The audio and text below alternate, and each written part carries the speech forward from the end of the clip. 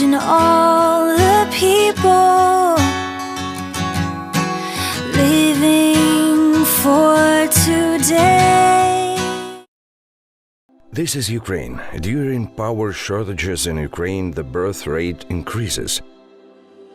When Ukrainians are threatened with death, they joke, and when there's an opportunity, they work. At first, Prigozhin denied his involvement with the infamous Wagner private military company, but now he publicly recruits militants among Russian prisoners, builds a modern business center called PMC Wagner Center, criticizes the military leadership of Russia and calls for the destruction of Russian elite.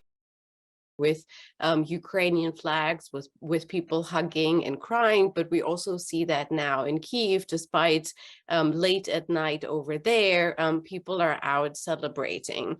In Russia, on the other hand, these images will probably just not be seen. Tehran recently admitted that it supplied drones to Moscow, but says that the drones were supplied before the Ukraine war. Here's a report. A year ago, the World Trade Organization predicted 5% growth in global trade in 2022.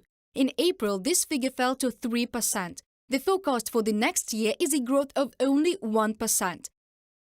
This broken bridge is nearly the only way for the residents of Bakhmut to get from the most shelled area of Zabakhmutka to the city center. Even the people who were killed there are carried across the ruined crossing. The 82-year-old deceased woman, along with her daughter, used to live across the Bakhmutka River, near the industrial part of the city.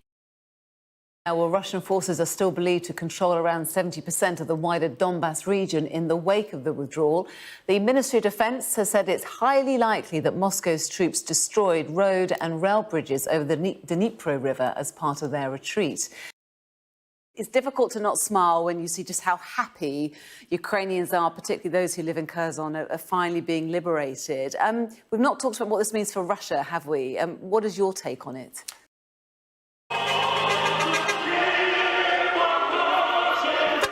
It is still sinking in, the magnitude of this moment.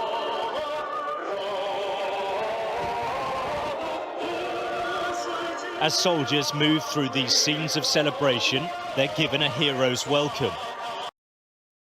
Christoph, das ist eine schwere Niederlage für die russische Armee. Welche Auswirkungen hat die denn für Wladimir Putin? Na, dann schauen wir mal, ob bei den militärisch Verantwortlichen wieder Köpfe rollen müssen, wenn Putin so unangetastet durch diese Situation geht.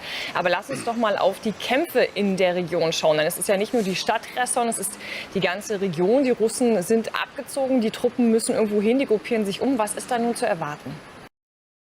Und wie bewerten Sie das? Kann das vielleicht sogar schon als ein Wendepunkt bezeichnet werden? Gerade in der Nähe von Mykolaiv, aber auf dem Weg in die Region Cherson. Tatjana, was hörst du denn jetzt schon tatsächlich aus diesen befreiten Gebieten? Freude und Erleichterung, wir haben es gerade gesehen, aber ein Wendepunkt ist es ja wahrscheinlich leider trotzdem für die Menschen im ganzen Land noch nicht. It's a perilous journey into Kherson. The Russians laid mines on the road and destroyed bridges. Any attempt to make it hard for Ukrainian forces to push forward. But once inside the city, it's clear who's back in control. The southern port city of Kherson is not the first place to emerge from occupation. Earlier in the war, Ukrainian troops marched into the town of Bucha, occupied for weeks by Russian forces, and this is what they found. For the first time in nearly 9 months, the residents of Kherson woke to the sights and sounds of a city restored to life.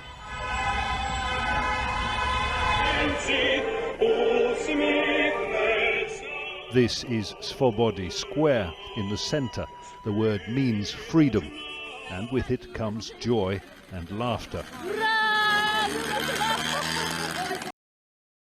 Kherson ist wieder unter ukrainischer Kontrolle. Fast 9 Monate lang war die Stadt im Süden von russischen Truppen besetzt. Nun sind diese abgezogen und die Freude und Erleichterung der Menschen ist dementsprechend groß. Für den ukrainischen Präsidenten Zelensky ist das heute ein historischer Tag und für die russische Armee ein Tiefpunkt und eine große Niederlage, wie Beobachter meinen. In der Ukraine sorgt der Vormarsch der eigenen Soldaten und der Rückzug russischer Truppen aus Kherson für Jubelstimmung. Nach monatelanger Besatzung feiern die Menschen den Moment der Freiheit. Russland kündigt aber auch weitere Evakuierungen in der Region an. Allerdings, dieser Krieg ist noch lange nicht vorbei. Die Gefahr weiterer russischer Angriffe besteht nach wie vor. Die Rückeroberung Chersons war auch ihr Tag. Svetlana Ivanivna, die Krankenschwester, ist dort geboren. Ihre gesamte Familie lebt in Cherson. Monatelang war sie in Sorge. Oft gab es über Tage keinen Kontakt. Jetzt fühlt auch sie sich befreit. Ukrainians, strong people of our indomitable, beautiful and united country. November 11th is a historic day. We are regaining the south of our country, regaining Kherson. As of now, our defenders are approaching the city. There is still quite a bit left, and we are starting to enter.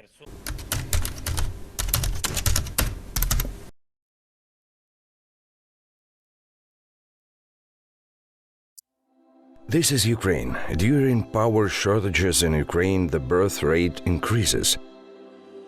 When Ukrainians are threatened with death, they joke, and when there's an opportunity, they work.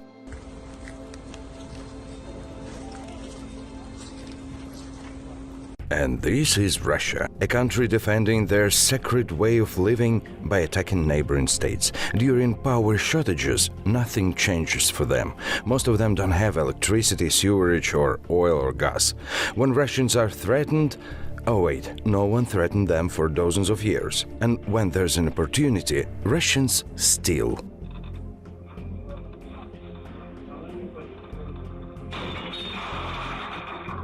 This is also Russia. No, a dirty bomb wasn't detonated here. This is how people live in a country that wants to become a pole of power on the planet.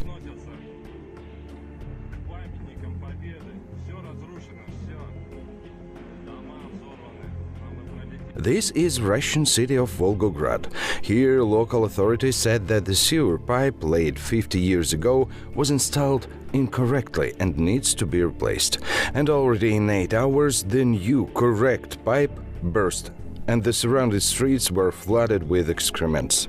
No reference to the famous demon from Hollywood movie, of course. And this is the Pope. He talks about Russian humanism and loves Dostoevsky. Dostoevsky wrote famous novels, Crime and Punishment, How Young Men Slayed the Old Lady with an Axe for Money, Devils, How a Man Raped a Mentally Ill Child, Idiot. Well, everything is clear here. Russian humanism is world famous, and it's a little different from the latest news. Ukrainian soldiers save people and animals and dream of returning to their families and work. Russian soldiers hate each other and dream that they will be paid for their crimes. But more often the last thing they deal with is a large black plastic bag. This is a war of life and prosperity against backward nation and the desire to die for money, because Ukrainians want freedom and development, and the Russians to remain in slavery and that famous Russian humanism.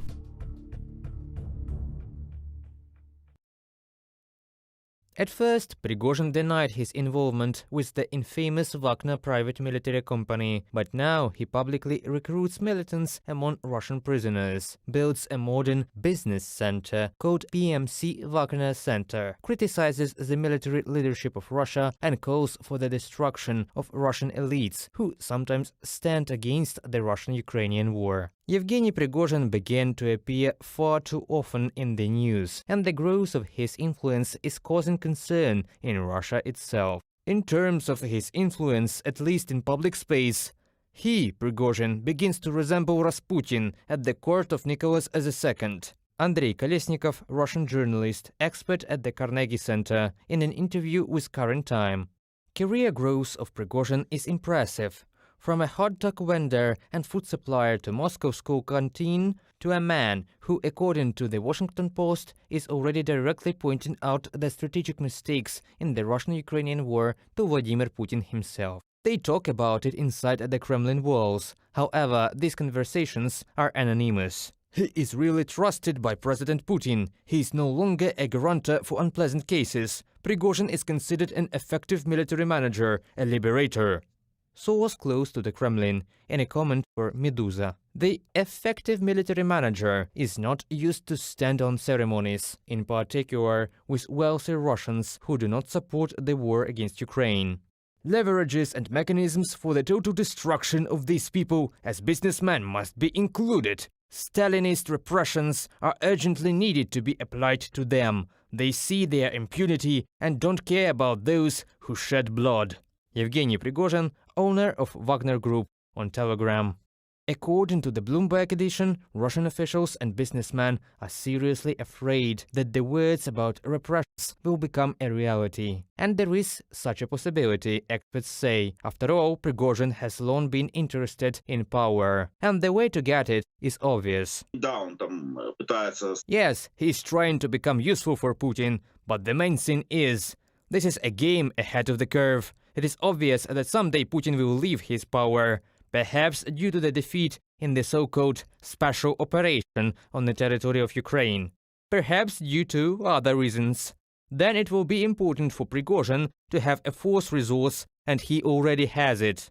And this is his private military company that, in its influence, is approaching a full-fledged army. There are already artillery, aviation pieces, and armored vehicles. And although private armies and mercenaries are illegal in Russia, Putin turns a blind eye to this. Prigozhin has a permission from the Kremlin dictator to recruit prisoners and even open mercenary training centers. He received this carte blanche when he demonstrated that there are no red lines for him, experts say. Prigozhin is, if we take Russian history, is similar to oprichniks under Ivan the Terrible, who allegedly protected people on behalf of the Tsar, and at the same time, they were also a force and could do whatever they wanted. Somewhere, he and his army can be more effective than the Russian army, because they have no laws there. They live according to concepts and discipline that is better than in the Russian army. Do you know why? Because a contract soldier in the Russian army can still somehow refuse to fight in the war. But in Prigozhin's army, everything is simple. Those who arrive here and on the first day say, "I'm in the wrong place," are marked as deserters, and after that comes the execution. The owner of Wagner private military company and his militias have a vast CV. They participated in armed conflicts on several continents. Prigozhin himself was serving a sentence in prison many times before becoming the so-called Putin's cook. He is a recidivist person. He went to prison at 18 years old for the first time. He was imprisoned several times. According to various estimates, he was sentenced from 8 to 10 years. And what do you want from that kind of person? Even by Russian standards, he is a thug. An assault rifle helps to get the power, and Prigozhin absolutely knows this. He can cooperate with Kadyrov. The combined detachments of Kadyrov and Prigozhin can go somewhere and kill somebody. And they will get away with this. In any case, Prigozhin will pursue only his own interests, analysts say, and thousands of mercenaries who have been in the Wagner private military company will always be ready to support his ambitions. Reported by Paweł Stelmach, Angelika Bruszniewska, UATV News. In Ukraine, we're already seeing the effects. We're now not just seeing the amazing videos from liberated Kherson in downtown with Ukrainian flags, with people hugging and crying, but we also see that now in Kyiv, despite late at night over there, people are out celebrating. In Russia, on the other hand, these images will probably just not be seen. The Kremlin's control over the media over the last few years, and of course throughout this war, has been growing so significantly that people are just fed disinformation. And so we've seen those odd little videos with the commander of the forces in Ukraine and the Minister of Defense Shoigu weirdly in kind of a Soviet very stiff manner announcing the withdrawal from Kherson. And so that has been what the Russians are getting, these very brief kind of odd videos that are trying in a desperate attempt to frame the withdrawal from that part of the region in the end from Kherson city as not a strategic failure, but something necessary in military terms. And that's unfortunately all they will be seeing. And that will continue to remain the pattern like we've seen just a month or so ago in Kyiv, and like we've seen through the months of losses that the Russians have basically endured on their side. Little has been seen on Russian TV. The last thing I'll say here, though, because I think it's very relevant, is that the Levada Center in Moscow, the one opinion poll organization that is still somewhat trustable, has been polling people every month to ask whether they support the continuation of the war or peace negotiations. And for the first time in the month of October, so before the withdrawal from Kherson, we see a majority of Russians now supporting peace negotiations. With the fall of Kherson and the withdrawal,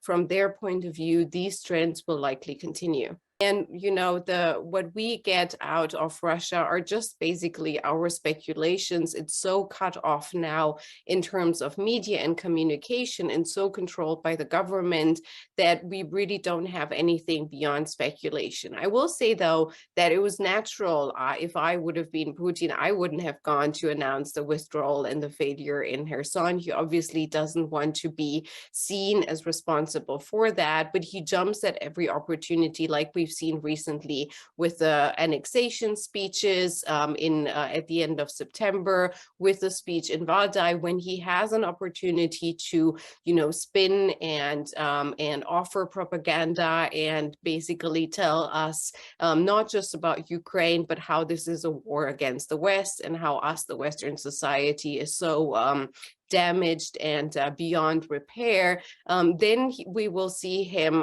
indeed on TV. But when it comes to losses, he obviously does not want to take responsibility for that. So he pushes others like his commanders, like his Minister of Defense, that are becoming sort of the speakers of the Kremlin on this opportunity without really having a voice in all of it. Beyond that, there's obviously the aspect that we keep talking about in international media, and that is the opposition to Putin that looks sometimes like it's growing, particularly around the figure of Prigozhin, his former chef or cook, and now the head of the infamous Wagner group, that on the day of elections here in the United States, the midterms, announced that Russia is meddling in and doing election interference in the United States as something that they do all the time. They have been doing, he was saying they will be doing. His figure is very interesting because he is the only somewhat of an opposition, at least seemingly, to Putin. But of course, that opposition is the opposite of what we would want. He is demanding generally more blood. He's very critical of the Minister of Defense. He does not, however, criticize Putin so far. So based on that, there's been a bunch of speculations that Putin's power is being reduced, but again, in the opposite way that would be to our liking. And so then we have the question, if he gets replaced, if he is being removed from power, then so far the only voices that we've seen countering that are voices like Prigozhin, and that will dictate Russia going further down. So I have to wonder to what extent these extreme voices, such as that of Prigozhin, are actually opposition or just another sophisticated propaganda way of Putin himself to test public opinion internationally and in Russia, and to actually maintain himself in power. He most likely is not happy, but I have to say here, not only that it was interesting, and Joe Biden himself made that comment a couple of days ago that the Russians waited to announce the withdrawal from Kherson that we were anticipating now for weeks, if not months, on the day of elections, and the response of the United States with every win, it's now a pattern that we're seeing, is to push more aid towards Ukraine. situation. But I have to say here, in this instance, actually, the UK is first, right? We had yesterday the UK's Prime Minister announcing 1,000 more missiles as the news of Kherson was already almost official, right? And so we're seeing basically this trend of what Putin himself calls the horrible Anglo-Saxon alliance, the United States and the UK, really leading this conflict and going against the fears that I guess we all share, at least I do, that we will see increased voices pushing for negotiations instead of helping Ukraine get their territory back, and not just the territory, but of course the people like in Kherson that are waiting for liberation. So far, the trend here in the United States and in the UK as leaders, and then in continental Europe, somewhat following, is that every time Ukraine proves that they can win and they can liberate territory, we help them more. I certainly hope this is an ongoing trend beyond midterm elections. We don't really have now, luckily, a reason to fear that this trend will be stopping, that we will continue to provide aid and stop censoring when it comes to what to tell the Ukrainians what they need, and that we won't give them certain weapons, because all the weapons that they're using, they've proved now and time again, are to liberate their own territory and in defense and not offensive. Tehran recently admitted that it supplied drones to Moscow, but says that the drones were supplied before the Ukraine war. Here's a report.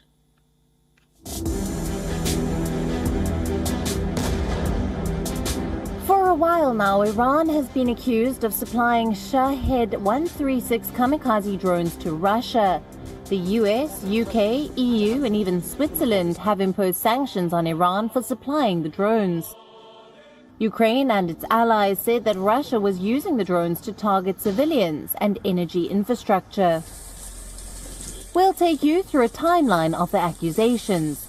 When it was first accused, Iran had rubbished the allegations. Unfortunately, news is published that stems from political goals and largely is developed upon by Western media. Just as it has countlessly announced, the Islamic Republic of Iran is not on any side of the war between Russia and Ukraine. The Islamic Republic of Iran has not exported any weapon to any side of the war. This denial was in mid-October. Iran said it had not exported any weapon to any side of the war. Ukraine and its allies did not believe Iran. Kyiv moved to downgrade diplomatic relations with Tehran. The US imposed sanctions on Iranian drone makers. Russia said it had no information on the use of Iranian drones. Then came accusations that Iran had sent military personnel to Crimea to help Russian forces operate the drones. At the United Nations, Ukraine and its allies wanted an investigation into the origins of the drones Russia was using. Russia tried to block the investigation and said the drones it was using weren't Iranian. No arms transfers in violation of Resolution 2231 have been ever conducted by Iran, and no drones were supplied by Iran to Russia for the use in the conflict in Ukraine. And I would recommend that you do not underestimate technological capabilities of the Russian drone industry. I can tell you, we know what we do and we know how to do it. A few days later, Iran's foreign minister made the following statement. We invite the Ukrainian officials to provide any evidence of this allegation in a bilateral summit of technical experts. Iran's stance on Ukraine is to not arm the parties of the war. We oppose the war in Ukraine. Reports say that Iran plans to send missiles to Russia as well. There have been talks about further sanctions on Iran. Iran has repeatedly denied helping Russia during the war. But on Saturday, Tehran finally admitted to supplying drones to Moscow. This fuss that has been started by the Western countries, that the Islamic Republic of Iran has provided Russia with missiles and drones to aid in the Ukraine war. The missile part is entirely false. The drone part is correct. We provided a limited number of drones to Russia many months prior to the Ukraine war. We agreed with the Foreign Minister of Ukraine for them to provide us with any evidence that Russia has been using Iranian drones in Ukraine. There are three parts to that statement. First, that Iran admitted to supplying drones to Russia, but before the war. The next is that they supplied a limited number. Finally, that Iran still denies that Russia used the drones it provided. Ukraine's President Volodymyr Zelensky slammed the Iranian minister's statement. By the way, official Iranian representatives have released a statement today. They have decided to admit that they did supply drones for Russian terror, but they were lying in this recognition as well. We are shooting down at least 10 Iranian drones daily, while the Iranian regime claims that it allegedly provided a few of them before the start of the full-scale invasion. Only during one day yesterday, 11 Shahids were destroyed. We know for certain that Iranian instructors have been teaching the Russian terrorists how to use the drones, and Tehran is completely silent about it. If Iran continues to lie about the obvious, it means that the world will put even more efforts to investigate the terrorist cooperation between the Russian and Iranian regimes and what Russia pays Iran for such cooperation. In the modern world, there will be no such thing as terrorists or their accomplices going unpunished. Iran says it supplied Russia with a limited number of drones, but reports estimate around 2,400 were sent. Iran also says there's no proof that Russia is using the drones it supplied. But Russia does not want the UN to investigate the drone wreckage.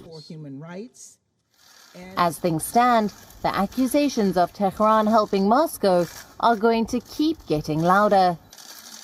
West Asia Bureau, WION, World is One. WION, now available in your country. Download the app now. Get all the news on the move. A year ago, the World Trade Organization predicted 5% growth in global trade in 2022. In April, this figure fell to 3%. The forecast for the next year is a growth of only 1%. One of the main reasons is the severe economic turmoil. Ukraine was not able to fully export its traditional goods this year, in particular due to the full-scale Russia's invasion. Ukraine has been the world's leading exporter of sunflower oil for many years. It is the fifth or sixth exporter of grains in the world. If we look at the price of these soft wheat varieties in January 2022, it was $325. In April, we saw the price rise sharply to $446. A sharp surge in prices leads to food becoming less accessible to the world. The absence of Ukrainian goods on the world market has led not only to rising prices, but to a food crisis in the world. We have to understand that it's not the sanctions imposed by the European Union, by NATO allies, by the United States that has caused a spike in energy and food prices. What has caused this food and energy crisis is the war itself. And that's a deliberate war by President Putin. He has deliberately weaponized energy and food in this attempt to crush, to take control over Ukraine. Jens Stoltenberg, Secretary General of NATO, during communication with the participants of the UN International Climate Summit. In turn, Ukraine is doing everything to find a way out of this crisis. This year, Ukrainian farmers actually had to fight for the harvest. Sowing and then the harvesting of grain took place under Russian shelling at the risk of life. Russia set fire to and mined Ukrainian fields, and yet the crop is harvested. And thanks to the grain agreement, it is partially sold. This gave greater confidence to the world in the predictability of this grain market. That is, it will still appear on international markets, that there will be no shortage of it.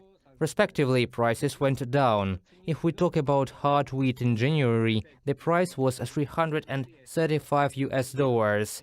In May, prices rose to $523 per metric ton. The price was $430 in October. Ukraine continues to provide food supplies to the world market, despite the constant obstacles that Russia creates.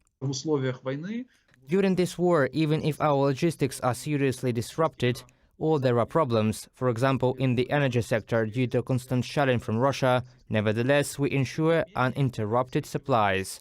The Russian authorities are interfering in a very primitive way. They are constantly trying to delay these checks of the ships as much as possible, so that a certain queue of them is created there, so that there are companies simply give up and do not export food from Ukraine.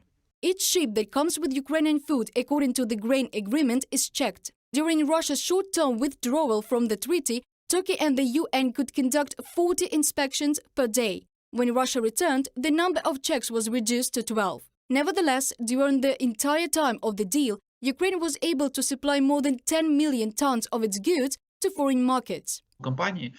Despite these risks, companies still continue to launch these convoys that go to Ukraine, take away food supplies and export them to other countries. Again, this may be the countries of Europe, which Russia has repeatedly said, but it forgets that these countries also have issues with food security and they also need to eat something, or it could be African countries. Ukraine wants to continue the grain treaty and expand it to include more goods and ports from which ships leave.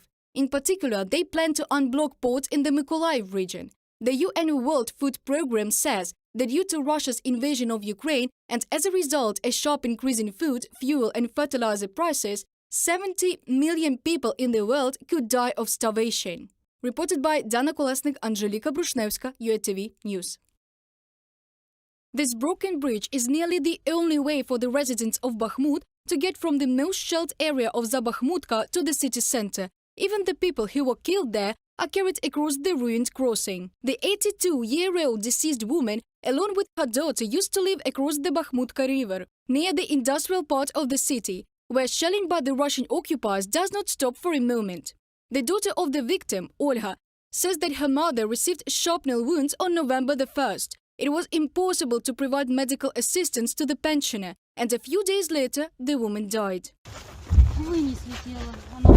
We have taken her body out. She didn't eat or drink, but she was alive. She was breathing and that's all. And she died yesterday.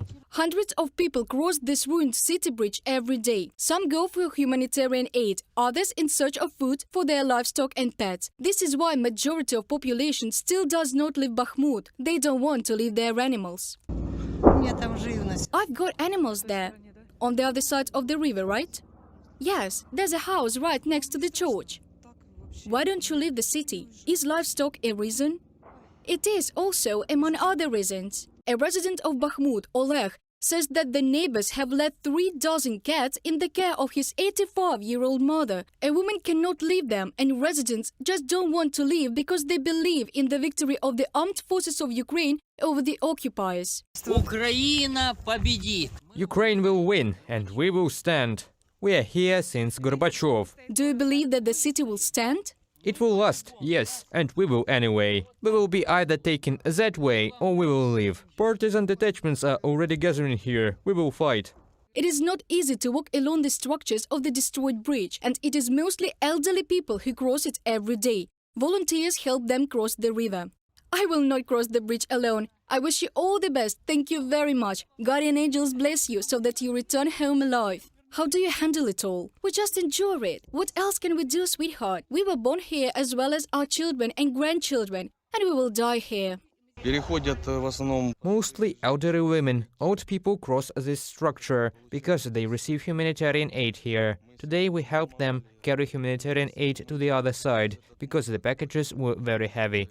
Bakhmut remains one of the hottest spots of the entire front line of Ukraine. The fighting for the city has been going on for more than 4 months. About 15,000 people continue to live in this settlement. Reported by Dana Kolesnik, Olena Gramova, UATV News. Well, Russian forces are still believed to control around 70% of the wider Donbass region in the wake of the withdrawal. The Ministry of Defense has said it's highly likely that Moscow's troops destroyed road and rail bridges over the Dnipro River as part of their retreat. Well, retired Air Vice Marshal Sean Bell joins us now. Good to see you this Saturday morning, Sean. And the footage is extraordinary, isn't it, coming out of Kherson? Very, very emotional to watch. It looks like a significant defeat for President Putin. What's your take on it? Well, there's no doubt this is a decisive victory. This was the only major regional capital that Russia had seized, and this is going to be very difficult for Russia to play domestically back at home. Ukraine still has to deal with a number of booby traps, probably. There are reports of a lot of Russian soldiers have been left behind and therefore either been pushed into civilian clothes or potentially special forces. But we talked a bit about the Kharkovka Dam up to the north there, that if the Russians were to blow that dam, then that could flood the whole region as well, which create a whole world of problems. It has been blown slightly, but we haven't heard more than that. But apart from securing the city, there's no doubt this is a euphoric day. But from a military perspective, I think we have to be careful that actually it probably suited both Ukrainians and the Russians for the Russians to withdraw from the city. And when you say suited the Russians, what do you mean? Well, Putin's military strategy almost certainly is to try to focus up in the Donbass, and he's been struggling up there, as you reported. There's a big chunk of the Donbass that he hasn't actually taken yet. That is his main effort. And if he could withdraw 30,000 troops that were largely stagnant, sitting doing nothing in Kherson, and get them out in good order, redeploy them up to the north of the Donbass, that could create some really, really difficult problems for the Ukrainians up there. But from President Zelensky, Kherson has been his main effort. He would not have wanted to fight his way in there, and therefore moving in unopposed, as it were, is great news. The really difficult thing as well militarily, if you remember up in the north, when the Russians withdrew from Kyiv, they ran away and the Ukrainians chased after them. It was a bit of a rout, and they achieved a massive amount of territory. For Kherson, that's not going to be possible because, as you reported, the Dnieper River, the bridges have been blown, and of course, Russians have been digging in defensive positions on the far side of that river. Doing an opposed amphibious assault onto that would be incredibly difficult to do. So it's not going to be possible to follow that up. And what's evident now is Russia is digging in defensive lines all over the place, both on the Dnipro and the Donbass, and protecting. And what appears to be the case is Russia wants to be able to spin this as a success for his special military operation, turn around domestically and say success and pause. Nevertheless, though, it is a massive defeat for them, isn't it? Just 6 weeks after claiming, victory in terms of annexing this particular area. The big question is what's next? It seems that Ukraine has the momentum on its side. What happens next, do you think? Yeah, and this is the $24,000 question, isn't it? I mean, with winter fast approaching, Russia is digging in defensive positions, and that will make it very difficult for Ukrainian attacks against established defensive positions. And there's going to be feels like a bit of a stalemate brewing at the moment. From a Russian perspective, they probably are getting close to the position where they'd be happy to negotiate. But from a Ukrainian perspective, President Zelensky, almost certainly, their tails are up. They're talking about vanquishing every single Russian, even from Crimea. But it's worth pointing out from a military perspective, Crimea withstood attacks from whole armies in the Second World War. Those defensive positions still exist. It's very difficult to see how Ukraine will ever be able to take that anytime soon. The Donbass is a different matter. It's been a thorn in the side for Zelensky for ages. And besides, both sides need weapons. Russia's trying to get them from Iran. Ukraine is getting them from the West. But it's telling that Zelensky hasn't been prepared to talk to Putin yet. Increasing pressure on the domestic international stage, particularly from the United States, to try to get him to pick up that phone. Almost certainly won't negotiate a settlement yet. Military fight these battles. The politicians come to horrible compromise. We're getting closer to the day when at least talks are going to have to start happening. Yeah, indeed. Sean, we'll see you in the next half an hour, though. Thank you very much. It's difficult to not smile when you see just how happy Ukrainians are, particularly those who live in Kherson, are finally being liberated. We've not talked about what this means for Russia, have we? What is your take on it? Yeah, first of all, it's fantastic to see these scenes. It's a decisive victory. It's the only regional capital that Russia had ever taken, and it's now been liberated after 8 or 9 months in their hands. A massive setback, however you play it, for Russia. Ukraine's still got to deal with booby traps. There's also reports of lots of rogue Russian forces that were left behind, who've got into civilian clothing. They'll create a problem. Likewise, the Kharkovka Dam here, we worry it was mined by the Russians. If they did decide to blow that, that could cause a lot of problem for the Ukrainians.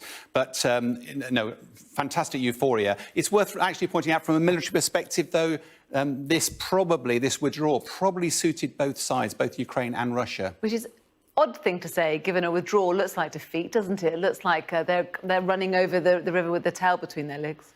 Yeah, but part of this is from a military perspective, you want to focus on your main effort. And it's pretty clear that the Russian strategy, their main effort is up here in the Donbass.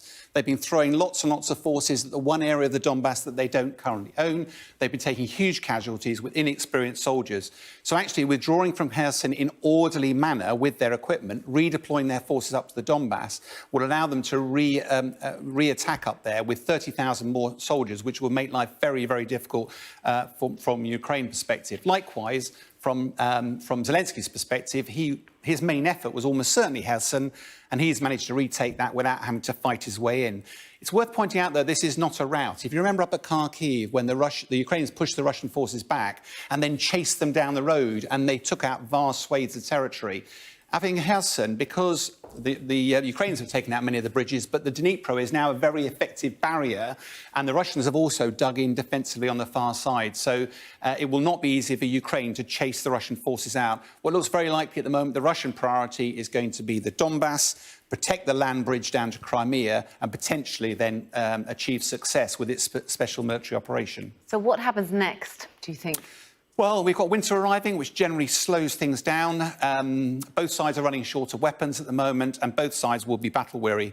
From a Russian perspective, their military is spent at the moment. They're also running short of weapons. They're going to Iran to try and get drones and cruise missiles.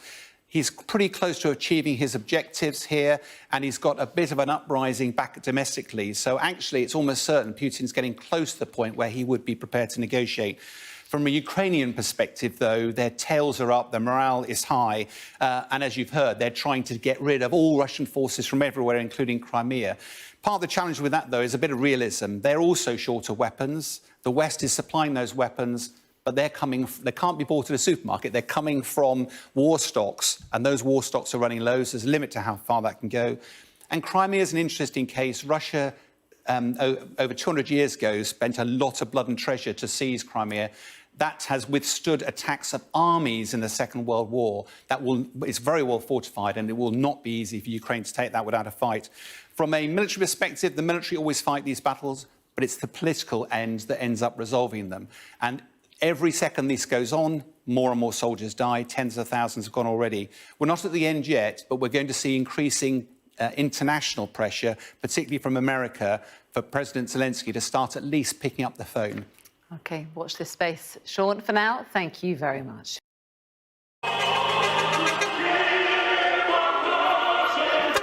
It is still sinking in, the magnitude of this moment.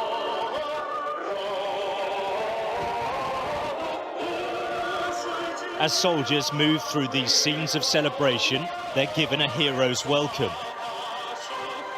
Liberation feels good, and they are holding on to it tight. Hugely emotional scenes here in the centre of Kherson.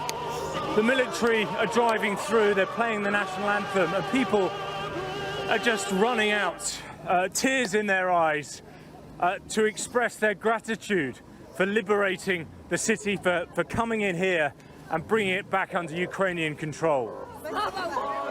These people have lived under 9 months of terrifying occupation. It's easy to understand why they're weeping tears of relief and joy and clinging on to their liberators.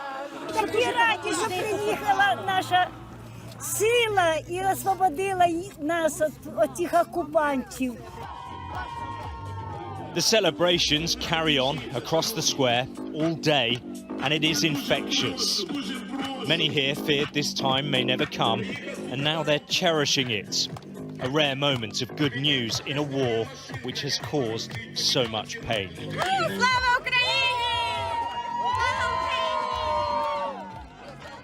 Кроме страха нічого не було.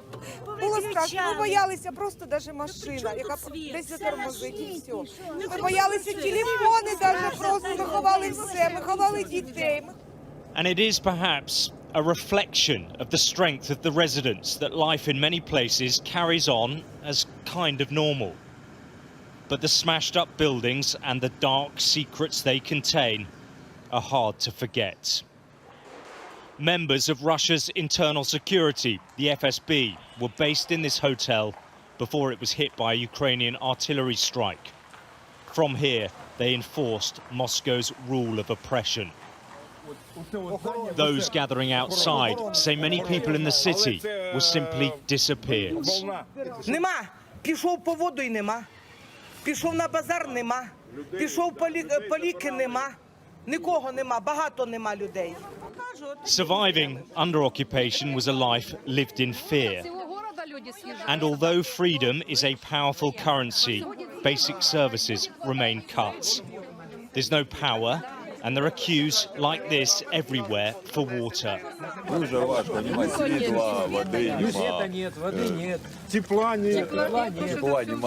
Зв'язку немає.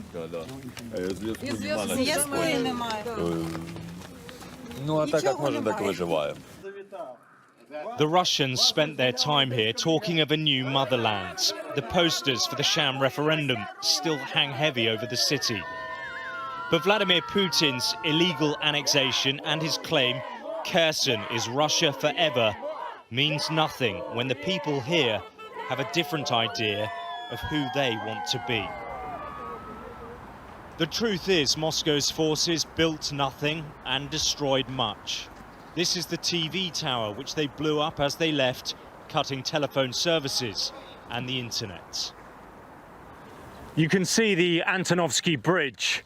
It's been continually damaged during this conflict, but those sections there were blown by the Russians when they retreated to the eastern bank.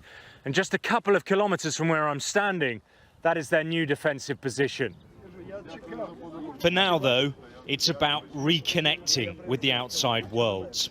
Soldiers in the square have set up satellite internet so people can tell their loved ones they're okay. It feels like freedom at last. It feels like big future is coming here. Did you ever think this moment would come? From the very first day, I knew it was coming, sure. The 9 months of occupation? Yes, yes. And what was that like? You have to have something which you live for, and this was the moment to live for, frankly. I knew liberation is not something happening every year. It's something in 5 generations, and it's a moment to stay. There is anger here too at what Russia has done to Ukraine, with many trying to tear down any reminders of what they've had to endure.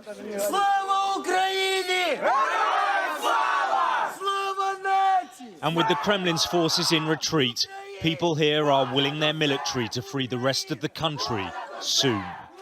Alex Rossi, Sky News in Kherson City. Schauen wir nach Moskau zu unserem Russland-Korrespondenten Christoph Wannert. Christoph, das ist eine schwere Niederlage für die russische Armee. Welche Auswirkungen hat die denn für Wladimir Putin? Also militärisch ist diese ganze Sache rund um Cherson natürlich eine taktische Niederlage für die Armee und somit auch für Wladimir Putin.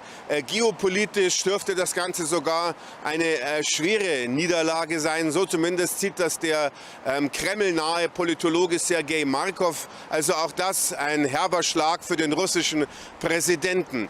Wladimir Putin nimmt sich selber so ein wenig aus der Schusslinie, indem er gar nicht großartig jetzt auftritt in Bezug auf diese Niederlagen, sondern da seinen Verteidigungsminister im Fernsehen kommen lässt, und der muss da den Kopf hinhalten.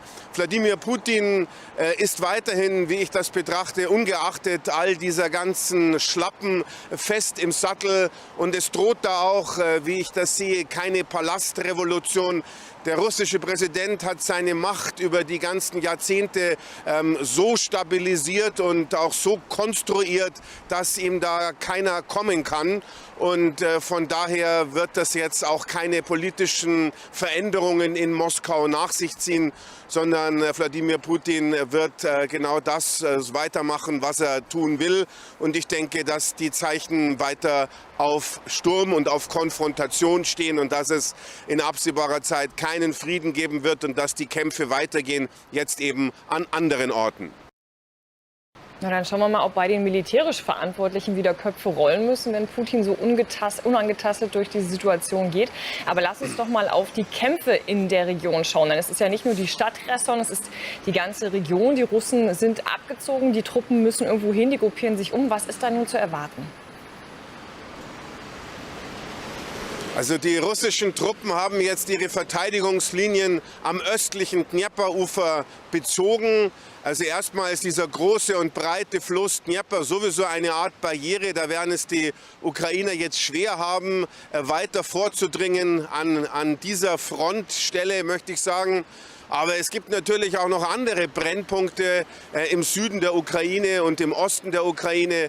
So zum Beispiel besteht durchaus die Gefahr, dass die ukrainischen Truppen versuchen könnten, von Norden zuzuschlagen, also von der Provinzhauptstadt Zaporozhye, die unter ukrainischer Kontrolle ist, nach Süden dann vordringen mit dem Ziel, die Landbrücke, die Russland hält, zwischen dem russischen Kernland und der annektierten Schwarzmeerhalbinsel Krim den Russen zu nehmen. Das heißt, die russischen Militärs so in die Enge zu treiben, dass sie die Landbrücke verlieren. Und das wäre natürlich eine Katastrophe für Wladimir Putin, denn diese Landbrücke, die hat der russische Präsident seit 2014 angestrebt, dann dieses Jahr genommen. Und wenn er die jetzt verliert, dann hat die Krim wieder enorme Versorgungsprobleme, auch vom Wasser her gesehen, also von der Wasserversorgung her gesehen. Und das werden die russischen Truppen mit aller Macht versuchen zu verhindern. Und jetzt sind ja 30.000 Soldaten rund frei geworden durch den Abzug aus der Provinz Kherson, die sich westlich des Dnjepers befindet. Und ich denke, dass diese Truppen dazu eingesetzt werden, jetzt auch problematische Frontabschnitte zu sichern. Christoph, ich danke dir für deine Einschätzung. Und wie bewerten Sie das? Kann das vielleicht sogar schon als ein Wendepunkt bezeichnet werden? Nein, so weit würde ich nicht gehen. Zunächst erstmal ist eine Schlacht, in der man nicht kämpfen muss, in der man keine Verluste hat, immer wunderschön und das Ziel erreicht. Und das haben wir jetzt ja gesehen. Die Russen, muss man sagen, sind vernünftig militärisch. Sie geben politisch das Ziel auf, die gesamte Republik Cherson, die Provinz Cherson zu besetzen. Sie geben die Hauptstadt auf, aber sie ordnen ihre Kräfte neu am Südufer oder am linken Ufer des Dnjepro. Sie haben etwa 20.000 Soldaten unfallfrei rausgebracht und werden die Verteidigung dort verstärken. Wir sehen ja auch Panzersperren. Also das ist militärisch vernünftig von beiden Seiten gelaufen. Das muss man anerkennen. Das ist kein Wendepunkt. Aber was heißt das jetzt für die Zukunft, auch für das weitere russische Vorgehen, für die Strategie? Müssen wir davon ausgehen, dass Kherson, das ist ja ein wichtiger Brückenkopf im Süden der Ukraine, dass Putins Truppen erneut angreifen könnten? Nein, das sehe ich nicht. Sie können zumindest nicht an der Stelle rüber. Das ist ja breiter als der Rhein oder die Elbe. Das ist ein breiter Fluss. Da kann ich mal einfach so schnell rüber angreifen. Und Sie können Cherson ja nicht, wenn Sie den Fluss im Rücken haben. Also er hat im Grunde 20.000 Soldaten gerettet. Er stabilisiert seine Verteidigungslinie. Das zeigt, er geht zur strategischen Verteidigung über, dass Russland momentan zumindest nicht mehr Odessa angreifen will. Und das ist die gute Nachricht. Das gibt Luft für die Ukraine und man kann Kräfte wieder freisetzen. Das ist also für beide Seiten, wenn Sie so wollen, militärisch gut. Politisch ist es für Präsident Putin natürlich bitter, dass er die gerade frisch annektierte Hauptstadt einer Provinz aufgeben muss. Aber das ist nicht unser Problem. Und über diesen wichtigen Etappensieg möchte ich sprechen mit meiner Kollegin Tatjana Ohm. Gerade in der Nähe von Mykolaiv, aber auf dem Weg in die Region Kherson. Tatjana, was hörst du denn jetzt schon tatsächlich aus diesen befreiten Gebieten? Freude und Erleichterung, wir haben es gerade gesehen, aber ein Wendepunkt ist es ja wahrscheinlich leider trotzdem für die Menschen im ganzen Land noch nicht. Naja, im ganzen Land nicht, aber für die Menschen auf jeden Fall, die hier unter russischer Besatzung die letzten 8 Monate verbracht haben, ist es das auf jeden Fall. Die Bilder zeigen es ja ganz klar. Die große Freude, auch die Erleichterung, die da herrscht. Und man darf ja auch nicht vergessen, es sind die Menschen, über die man in Moskau ja behauptet hat, sie würden mit Freude jetzt Russen werden wollen gewissermaßen und hätten überhaupt kein Problem mit der Besatzung. Eine Geschichte, die von Anfang an nicht gestimmt haben, weil wir auch in all diesen letzten Monaten, gerade eben in Kherson, auch viel Partisanentätigkeiten gesehen haben. Menschen, die sich aufgelehnt haben, die versucht haben, sich zu wehren gegen die russischen Besatzer, die ja unter anderem versucht haben, den Rubel einzuführen und die versucht haben, die Menschen davon zu überzeugen, dass es ihnen unter russischer Besatzung besser gehen wird als unter ukrainischer. Wir sehen also den Jubel, wir hören aber eben auch aus Kherson selber, aus der Stadt, dass die Russen auf ihrem Rückzug gewissermaßen die komplette Energieversorgung noch einmal zerstört haben. Da heißt es von ukrainischer Seite bereits, das könnte bis zu einem Monat dauern, bis wir das wieder hergestellt haben. Und wir hören auch, das ist im Moment, ich bin bin da gerade sehr vorsichtig, aber wir haben erste unterschiedliche Videos gesehen, die zeigen ukrainische Soldaten, die in der Stadt russische, als Zivilisten verkleidete Soldaten gefangen genommen haben sollen. Du merkst, ich formuliere sehr vorsichtig, ist sehr, sehr schwierig, solche Videos. Es gibt einige mittlerweile an der Zahl zu verifizieren von hier aus, aber es könnte sein, dass da durchaus etwas dran ist, weil das hatte man ja von Anfang an befürchtet, dass eben unter Umständen als Zivilisten verkleidete Soldaten sich noch in der Stadt aufhalten.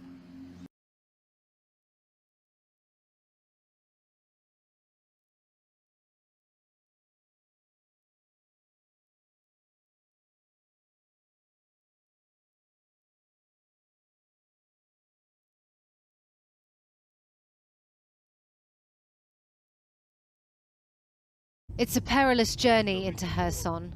The Russians laid mines on the road and destroyed bridges. Any attempt to make it hard for Ukrainian forces to push forward. But once inside the city, it's clear who's back in control. As crowds dance and celebrate once again in the aptly named Freedom Square. Flashback to early March. This was the city that resisted. The Russians suppressed them. Kherson's residents were tortured and disappeared. But despite more than 8 months of occupation, these scenes clearly show Russian forces failed to crush the city's spirits. Some 200 police officers are now in Kherson, setting up checkpoints, demining buildings and documenting evidence of possible war crimes.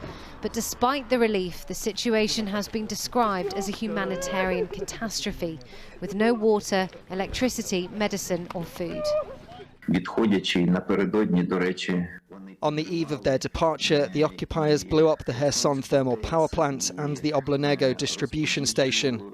In addition, they destroyed the electronic part near the TV tower. That is, all this will have to be restored, but the most important thing now is to carry out the deoccupation, because many Russians could not cross the Dnipro. They change clothes and throw away their military uniforms and try to hide in civilian clothes. They will mostly be preparing some provocations in Kherson. Russian media released this footage today showing an explosion at a dam in Kherson. Russia and Ukraine have repeatedly accused each other of planning to breach the dam using explosives. Today there is joy in a city that fell silent for months. A grandmother reunites with her grandson. But after the celebrations and reunions, these people still need a livable city, and Russian forces still remain close by. Well, in the last few minutes, President Zelensky has been giving his nightly address, saying Ukraine had now gained control of over 60 settlements in the Kherson region. Let's get the latest from our Foreign Affairs correspondent, Porrick O'Brien in Mykolaiv. Porrick. Jackie, watching those amazing images coming out of Kherson city today, you would be forgiven for thinking that this victory came quickly for the Ukrainians. It did not. It was a war of attrition. It took them weeks and weeks of hammering at Russian supply lines, ammunition dumps, and doing so with Western-supplied ammunition and weaponry. And what that did was that it stopped the Russians bringing the fight into the city itself, and ultimately led to the saving of lives, of thousands and thousands potentially of civilian lives. So as well as being an important victory for Ukraine, the victory there underlines the effectiveness of Western supplied weaponry when it comes to saving civilian lives. Today we got close to Kherson city and we experienced firsthand the joy and the pain within. At the sign welcoming you to Kherson region, the sound of liberation is full-throated, full throttle. A group of bikers from Mykolaiv next door have been saving a watermelon, Kherson's signature fruit, since the summer, when this counter-offensive was first promised. It's gone off! Yes. Victory, though, is still sweet. It's very big victory. It's part of victory, but it's path to victory. We think we win. Soldiers coming in the opposite direction join in. The celebration tempered by the fact that one of their bikers group had been taken by Russian soldiers off the street months ago and hasn't been seen since. They found something they did not like in the phone of our friend. They took him and his brother, and we can't find him still. It's already, I don't know, from March, from the beginning of March. So he just disappeared? Yeah. About 10 miles out from Kherson city, the ferocity of the fighting that took place here becomes apparent. We got close to the city's airport before we were stopped at a checkpoint. The airport was being shelled and we were told to turn back. On the way out, we came across this. A group of men who were stopping at the side of the road for the night. They had walked out of Kherson city today. There's complexity to liberation as well. We've just come across this group of men on the side of the road outside Kherson city. They've told us that they were all prisoners before occupation. During the course of their incarceration, the Russians brought in 30 extra prisoners to that prison. And yesterday, all of these men were released. They were let go. They're walking to Mykolaiv, which is miles away now. But the 30 prisoners that the Russians brought in, the Russians took with them yesterday. The Russians did not release the prisoners they suspected of partisan activity, but the rest they let go free. They let all the prisoners go and told us to run. They say you have 5 minutes, and all the prisoners just ran away. The women prisoners were given the keys and unlocked all the doors. Everybody got out, even the guys with life sentences. Around this fire then, on the outskirts of liberated Kherson, the silhouette of the hardest part ahead, the rebuilding. Well, joining us now from Kyiv is Alexander Rodniansky, who is an economic advisor to President Zelensky. Thanks very much for talking to us today. First of all, give us some context for this. Give us the significance of what we're seeing out of Kherson today. Well, it's certainly a pivotal moment for us. Kherson was the only regional capital that was captured ever since the full-scale invasion, that is February 24th. And now Russia has lost it. In other words, we have regained full control over it. So it's certainly a historic moment in this war. And we hope that we're going to keep the momentum. It's also a boost for the morale of our troops, no doubt. And it sends a clear signal about the economic and military prospects for Ukraine. I mean, there's now more certainty for all of our entrepreneurs, firms and companies that, believe in Ukraine even more now and probably are, feeling more confidence when they invest and create jobs. And for the Russian side, of course, it's the reverse. It's a humiliation, and hopefully it will have health repercussions for them domestically. But as Porik's saying in his piece there, these things are very complicated, aren't they? What are you being told about how the city has been left? Well, absolutely. I mean, there's a lot to reconstruct, and the recovery process is just beginning. I mean, basically, all the institutions, the local institutions, have been destroyed and dismantled by the Russians over the last few months. And we have to start by rebuilding that. The police has just moved back in, for example. The city is still bespattered with mines, probably. There could be traps all around, just like you've reported. So there's a lot to do. We're not really celebrating yet. This is just one step in the whole war effort. Exactly. And of course, the big question is what happens next. I just wanted to ask you, though, this was a very different retreat from the one in Kharkiv when the Russian troops just seemed to panic and run away. This does seem more organised. They've moved to fortified positions on the East Bank. What do you make of that? What's your assessment of that? Yes, absolutely. I mean, it was a different military strategy.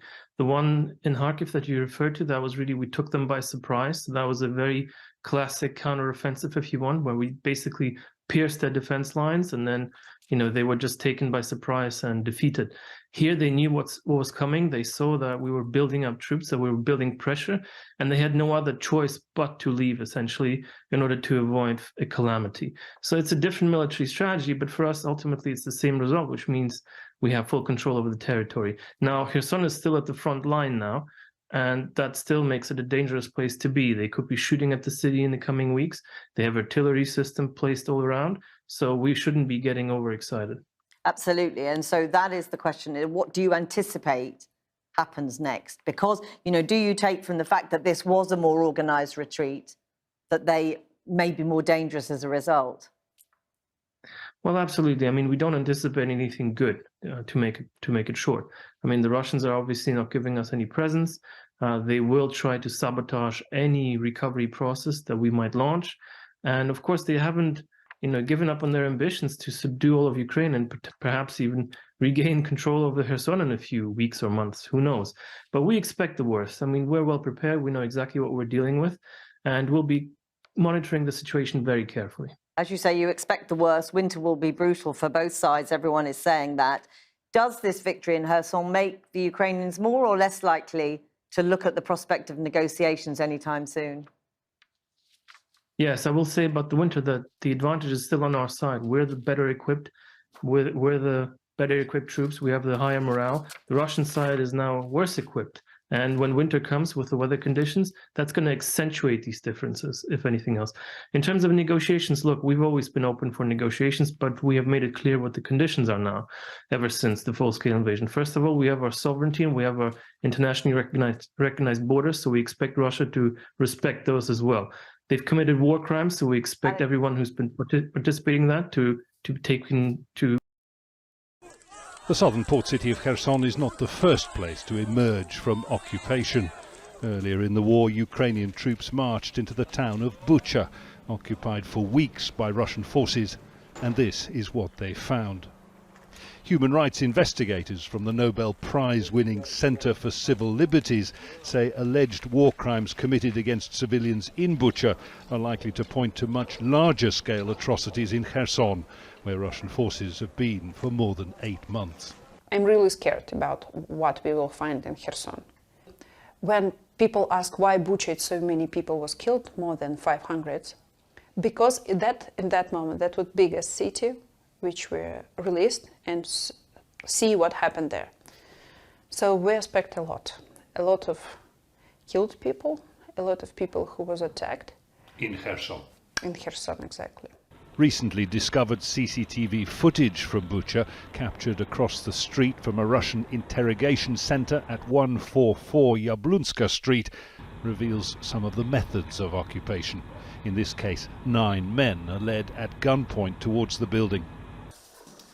In the basement below, civilians, sometimes hooded and bound, were held for days on end. Local council member Dmytro Hapchenko managed to escape after a night in captivity. They asked me where I work, and I knew if I told them I'm a counselor, my fate would be sealed. In the backyard above, on the 5th of March, 8 of the 9 men seen earlier were executed, a crime witnessed by neighbours.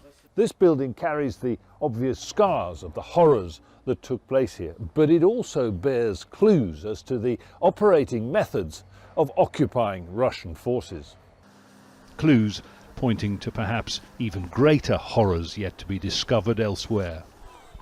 For the thousands who've remained inside Kherson, enduring the occupation for many months, the joy of liberation, of seeing Ukraine's flag fly again, of tearing down signs proclaiming Russia's annexation of their region, will soon give way to an investigation into possible crimes of war committed there.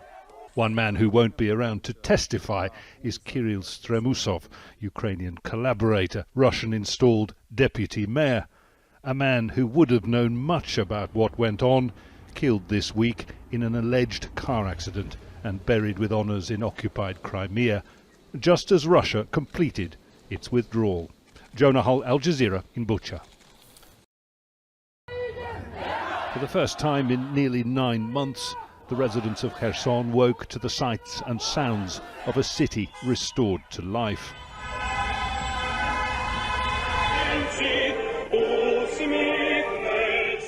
This is Svobody Square in the centre.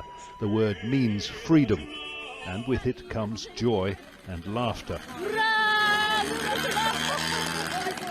It's not peacetime as such, but for as long as possible, they'll pretend it is. The Russian army has merely retreated to the east side of the Dnipro River, easily in artillery range. As they withdrew, the Russians destroyed critical infrastructure, the TV tower, bridges over the Dnipro, including this one near the Kakhovka Dam, causing significant damage to parts of the dam wall. And satellite imagery shows the damaged Antonivsky Bridge, the main crossing from west to east. Russia announced that it had completed an orderly withdrawal on Friday morning. But the evidence suggests it was anything but.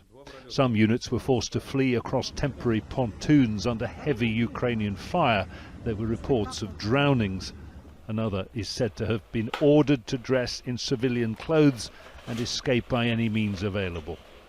And large quantities of military hardware, weapons and munitions were abandoned, along with reports of Russian dead and wounded.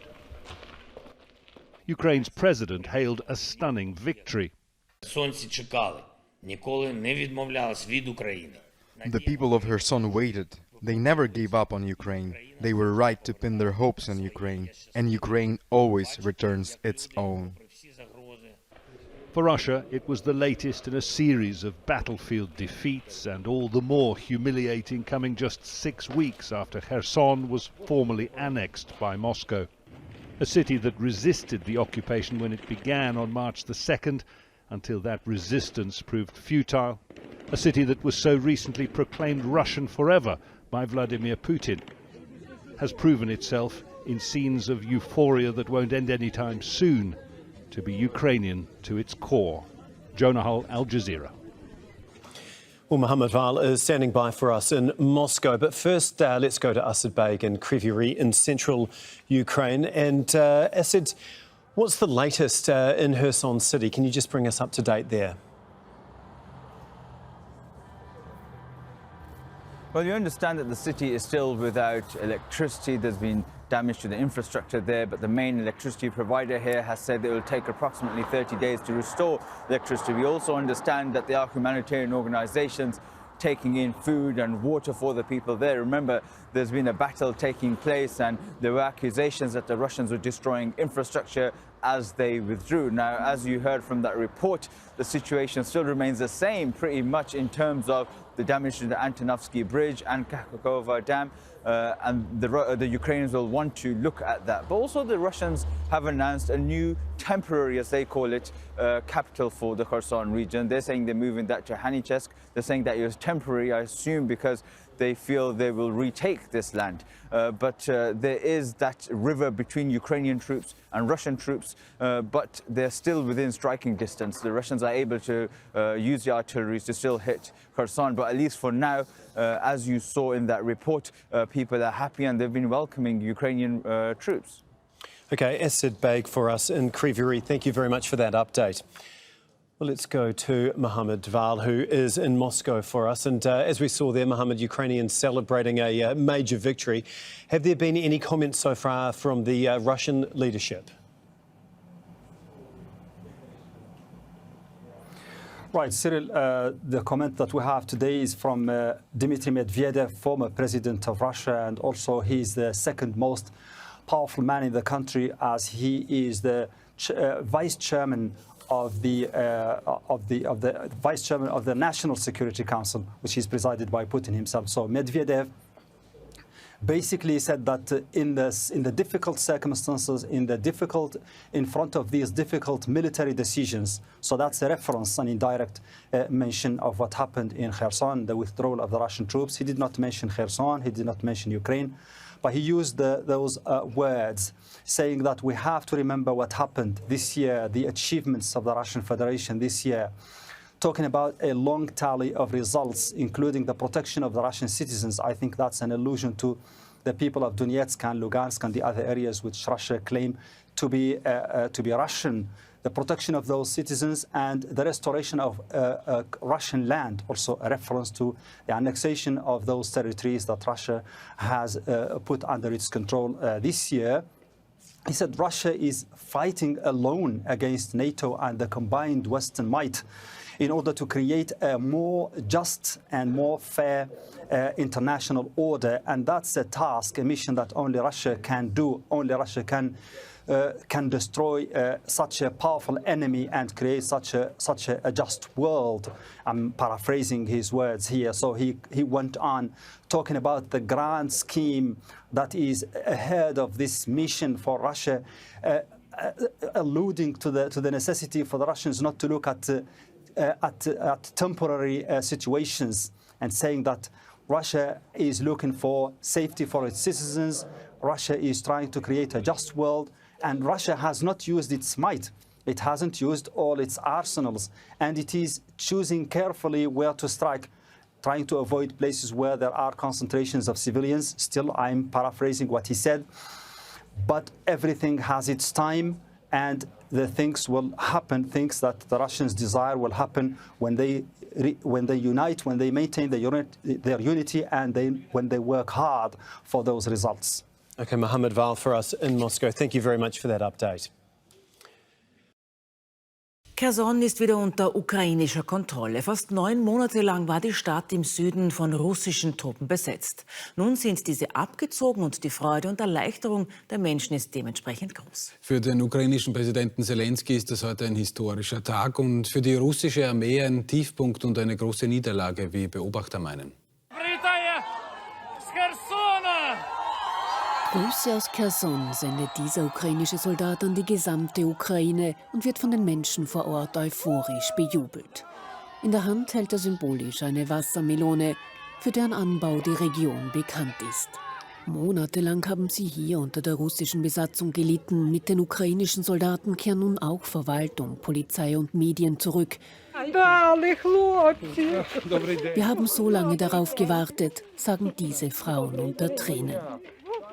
Der Triumph wird im ganzen Land gefeiert, Jubel auch in der Hauptstadt Kiew und in Odessa. Hierher hatten sich viele Vertriebene aus Cherson geflüchtet. Sie hoffen nun auf eine baldige Rückkehr. Eine Hoffnung, die von den Behörden gedämpft wird. Ich weiß, dass jeder sein Zuhause sehr vermisst, Verwandte und Freunde. Aber es ist einfach noch zu früh. Hier ist es im Moment sehr unsicher. Im Umland von Kherson wird ein verlassenes russisches Waffendepot gefunden. Die Angst vor Minen und Sprengfallen ist groß. Der ukrainische Außenminister warnt vor zu viel Euphorie. Der Krieg geht weiter, sagt Kuleba beim Gipfeltreffen des Verbandes der südostasiatischen Staaten in Kambodscha. Bedenken, die die Menschen in der Ukraine einen Augenblick lang vergessen möchten. Zumindest im Moment überwiegen glückliche, lachende Gesichter. In der Ukraine sorgt der Vormarsch der eigenen Soldaten und der Rückzug russischer Truppen aus Kherson für Jubelstimmung. Nach monatelanger Besatzung feiern die Menschen den Moment der Freiheit. Russland kündigt aber auch weitere Evakuierungen in der Region an. Allerdings, dieser Krieg ist noch lange nicht vorbei. Die Gefahr weiterer russischer Angriffe besteht nach wie vor. Noch überwiegt der Jubel über die Rückeroberung von Kherson. Im ganzen Land wird gefeiert, aber es zeigen sich auch schon erste Probleme. Bevor sie aus Cherson geflohen sind, haben die Besatzer die wichtige Infrastruktur wie Wasserversorgung, Heizung und Strom zerstört. Den Bewohnern soll nun so rasch wie möglich geholfen werden, verspricht der Präsident. Auch gefährliche Hinterlassenschaften der russischen Besatzungstruppen, wie zum Beispiel Minen und Sprengstoff, müssen beseitigt werden. Der Krieg geht weiter, warnt der ukrainische Außenminister beim Gipfeltreffen des Verbandes der südostasiatischen Staaten in Kambodscha, zu dem die Ukraine erstmals eingeladen ist. Auch Russlands Außenminister Sergei Lawrow ist angereist. Dieser habe ihn aber nicht um ein Treffen gebeten. Schlechte Vorzeichen für mögliche Verhandlungen, auch in Bezug auf eine Verlängerung des Getreideabkommens. Es läuft am 19. November aus. Moskau lehnt eine automatische Verlängerung bislang ab. Laut türkischen Angaben schränkt Russland zudem den Schiffsverkehr im Asowschen Meer ein. Die Rückeroberung Chersons war auch ihr Tag. Svetlana Ivanivna, die Krankenschwester, ist dort geboren. Ihre gesamte Familie lebt in Cherson. Monatelang war sie in Sorge. Oft gab es über Tage keinen Kontakt. Jetzt fühlt auch sie sich befreit. Mich haben meine Gefühle gestern übermannt. Ich habe einfach geweint vor Erleichterung, ja ehrlich. Ich habe immer gehofft und geglaubt, dass Kherson befreit wird. Die Besatzung war für mich einfach nur ein Wahnsinn. Sie muss sich weiter gedulden, noch verwehrt das ukrainische Militär den Zugang wegen Minengefahr. Wir fahren in die Provinz Kherson so weit, wie es uns erlaubt ist. Am Wegesrand Dörfer schon vor Wochen befreit. Doch wie die Stadt Kherson immer noch in Reichweite der russischen Artillerie. Sergei ist Handwerker. Auf Wunsch der Eigentümer macht er die Häuser nur provisorisch winterfest. Erst in der vergangenen Nacht wurde das Dorf wieder bombardiert. Nicht nur das dämpft seine Euphorie. Meine Schwester wohnt gegenüber von Kherson auf der anderen Seite der Brücke. Sie sitzt seit Monaten im Keller. Wir haben Kontakt über Skype. Telefone gehen nicht, dort gibt es nur russisches Handynetz. Im Dorf erinnert man sich noch gut an den Rückzug der Russen, aber man weiß auch, dass nach Tagen der Freude die Sorgen des Krieges wiederkehren werden. Українці, українки, міцні народи нашої незламної, прекрасної, єдиної країни. Ukrainians, strong people of our indomitable, beautiful and united country. November 11th is a historic day. We are regaining the south of our country, regaining Kherson. As of now, our defenders are approaching the city. There is still quite a bit left, and we are starting to enter. However, special units are already in the city. The people of Kherson were waiting. They never gave up on Ukraine. Hope for Ukraine is always justified, and Ukraine always regains its own. I am happy to see how people, despite all the threats, despite the repression and abuse of the occupiers, cherished the Ukrainian flags, believed in Ukraine. And even when the city is not yet completely cleansed of the enemy presence, the people of Kherson themselves are already removing Russian symbols, and any traces of the occupiers stay in Kherson from the streets and buildings. It was the same in all other cities liberated by our defenders.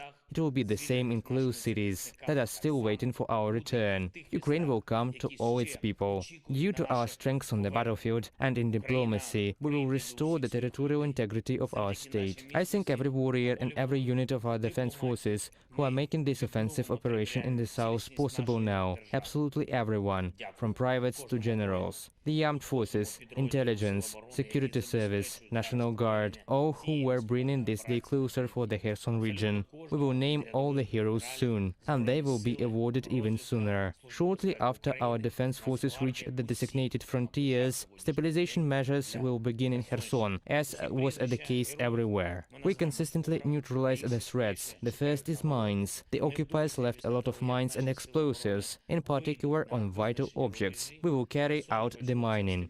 It is very important. Now, when the mining has not yet even begun, we cannot ensure access of media representatives to Kherson. It is necessary to demine at least basic communications, check the main objects.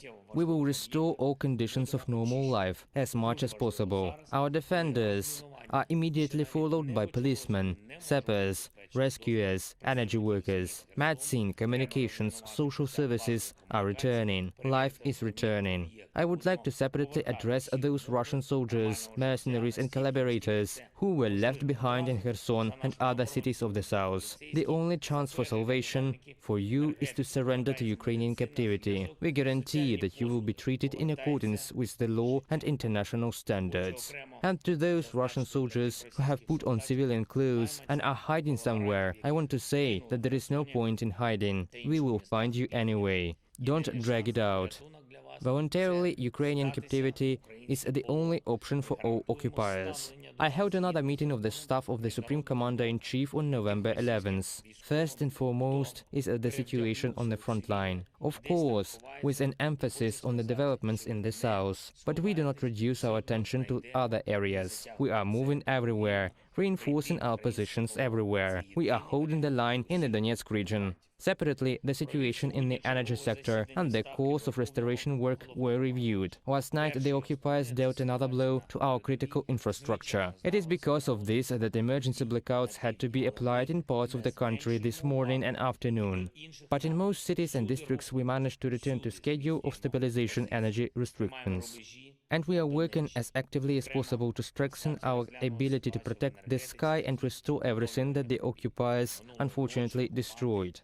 I spoke on November 11th with Chancellor of Germany Olaf Scholz, informed him about the situation in Kherson, generally at the front. I thanked him for the next steps in defense support. We agreed on the development of such cooperation. Of course, preparations for the G20 summit were discussed. It is obvious that Russia does not think about peace. Another terrorist attack on Mykolaiv, the destruction of a residential building by a Russian rocket, is a clear proof of what really worries Russia. Not how to reach peace, but how to inflict the most painful damage. Not how to start real negotiations, but how to hit something with a missile or drone in Ukraine, so that Ukrainians suffer. Well, Ukraine and the world have the power to punish the terrorists for everything they have done and restore peace. Peace on our terms. Our fundraising platform, United24, has launched a fundraising campaign for a fleet of naval drones. I announced that. So now everyone, and not only in Ukraine, but also in other countries, can join the formation of the world's first naval drone fleet, something that can provide security to our marine area. The first naval drone, for which funds were raised in less than an hour, was named Kherson. Quite logical. We will call the second naval drone Sevastopol. I believe that all this is bringing the time of the liberation of our Crimea closer. I had a meeting with the Lithuanian delegation led by the Speaker of the Seimas of Lithuania. It is symbolic that her name is Victoria, and it is on such a day that she is with us. I thanked our Lithuanian friends for their help, for the defense support that we have been receiving since at the beginning of the Russian invasion. We discussed a wide range of topics: further cooperation in defense, our reconstruction, European and Euro-Atlantic integration of Ukraine. And one more thing. On November 11th, another 45 Ukrainian defenders were released from Russian captivity. All of them warriors of the armed forces, soldiers and sergeants. We remember all our heroes who are still in captivity. We will return each and every one. Our team, Budanov, Yermak, Yusov, Maluk, Lubinets and others, work every day to free all our people from Russian captivity. I sincerely thank everyone who cares about Ukraine. Glory to everyone who fights for freedom. Eternal memory to all those whose lives were taken by the occupiers. Glory to Ukraine. Nothing to kill or die for, and no religion too. Imagine all